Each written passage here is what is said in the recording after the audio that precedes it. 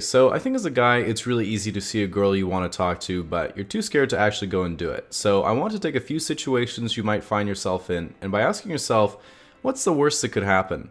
I think it can really help make it easier to figure out whether you should make a move or not. Okay, so let's say you finished another unproductive work day and are walking down the street, and all of a sudden you see your favorite celebrity of the moment being escorted by a couple bodyguards.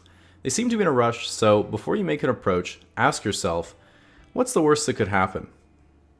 Yeah, there's a good chance you'll get tackled, and I think she's married, so not really worth the risk. Best be on with your day and keep a lookout for better opportunities.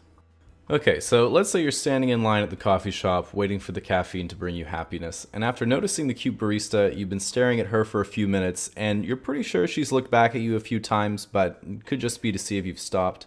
She might have winked just then, but the angle made it so you couldn't really see her other eye very well. It could have just been a regular blink. So ask yourself, what's the worst that could happen? Yeah, it's her job to be nice to customers, so you'll probably embarrass yourself in front of the whole cafe. Times are tough, and she was probably just trying to get that 16% tip. Wouldn't be the end of the world, but best wait for a better opportunity and never go back to that coffee shop again. Alright, so let's say you're sitting in the bar with your friend wondering if people think you're gay, and all of a sudden a pretty girl runs in and says, "Hey, I saw you from outside. I thought you were really attractive and seem exactly like my type. I just had to come over and give you my number." Ask yourself, what's the worst that could happen? Yeah, some guys might miss the obvious here, but don't be an idiot.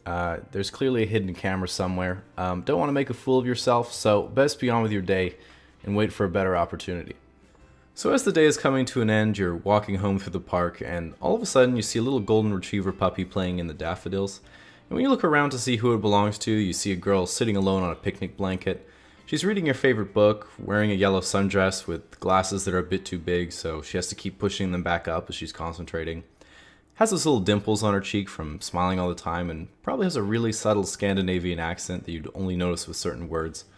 Then as you walk by, she places her book down to stretch, and after a few seconds she makes eye contact with you, gives you a little wave, and then pats the space on the blanket next to her.